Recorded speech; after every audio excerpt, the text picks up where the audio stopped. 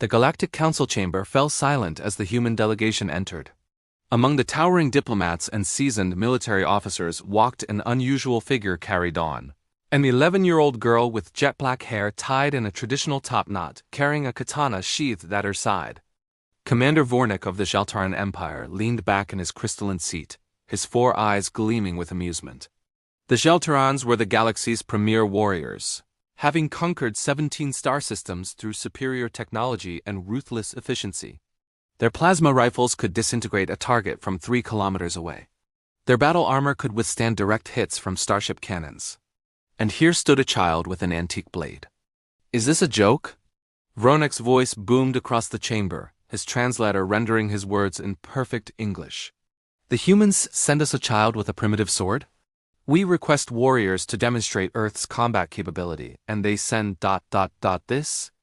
Laughter erupted from the alien delegations. The insectoid creche clicked their mandibles in what passed for chuckling among their species. The gelatinous Quellen rippled with mirth. Even the normally stoic Andromedans permitted themselves thin smiles. Ambassador Chem, the human delegation leader, remained calm. "Commander Vornik, we understood you wanted to see what makes humanity dangerous. Carrie will demonstrate." "Demonstrate what?" Vornik stood, his massive frame towering over the small human girl. "How to play with toys." "The sword is obsolete. It has been obsolete for your species for centuries. Our weapons can split atoms, bend space-time, harness zero-point energy." Carrie's voice was steady, mature beyond her years. "I know. Your technology is impressive, Commander. But you asked to see what makes humans dangerous. Technology isn't what makes us dangerous." She walked to the center of the demonstration arena, her small feet barely making sound against the polished floor. The katana remained sheathed. Vornik's translator emitted something resembling a snort. "Then enlighten us, child. What makes your species dangerous if not your weapons?" "Our memory," Kari said simply, "and our refusal to forget." She drew the blade in one fluid motion. The steel sang as it left the scabbard, catching the chamber's light. The sword was ancient, nearly 400 years old, forged in feudal Japan by a master swordsmith whose name had been lost to time. "This sword was carried by my ancestor, Akira Dawn, during Earth's final world war. Before that, it belonged to a samurai who served a daimyo in old Japan. Before that, it was wielded in battles whose names are forgotten. But the technique that has never been forgotten." The chamber's screens activated, showing targets at various distances.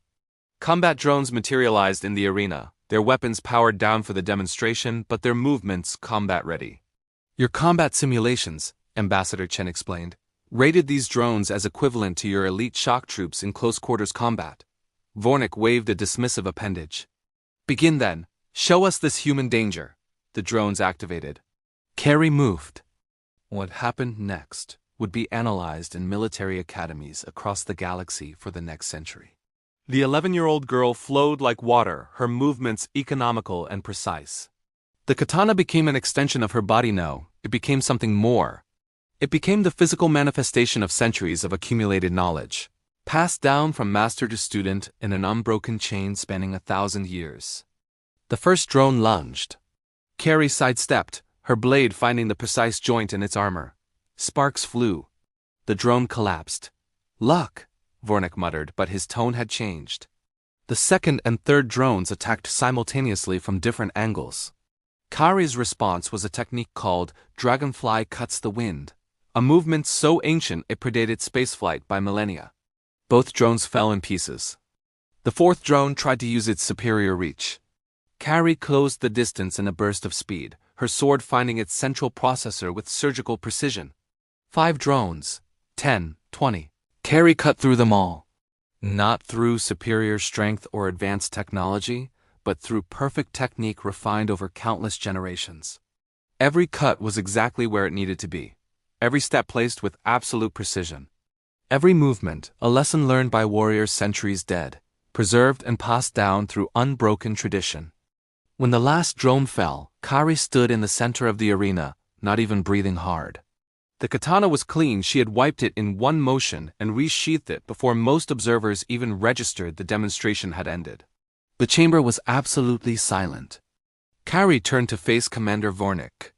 You ask what makes humans dangerous, Commander. It's not our technology.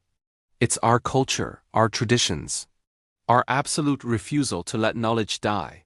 This sword is 400 years old. The techniques I used are over 1,000 years old. And yet they still work. She walked closer to the towering alien. Your species conquers through superior weapons. That's not dangerous, that's just power. Humans are dangerous because we remember, we preserve, we pass down. Every human child can learn from masters who died before their grandparents were born.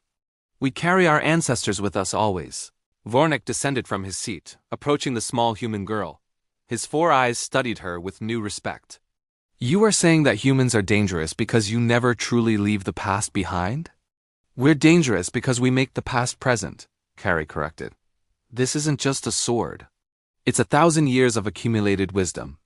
Every human carries that kind of weight in our martial arts, our sciences, our arts, our philosophy. We build on the shoulders of giants because we refuse to let those giants fade away. The commander extended a clawed hand, a Shaltaran gesture of respect. I understand now. Your species doesn't just preserve history. You weaponize it. Carrie placed her small hand against his massive claw. We honor it, Commander. And that honor makes us remember that every conflict, every war, every battle has a cost. Maybe that's what really makes us dangerous. We fight like we remember what fighting costs. As the human delegation departed, Commander Vornik watched the small girl walk away, her ancient sword at her side. He had come to the council expecting to see advanced weapons, genetic modifications, or tactical superiority. Instead, he had witnessed something far more terrifying, a species that turned time itself into a weapon, where an 11-year-old child could channel the skill of masters dead for centuries. The Zhaoturn Empire would not be invading Earth. Some species, Vornik realized, were dangerous precisely because they refused to forget what it meant to be dangerous.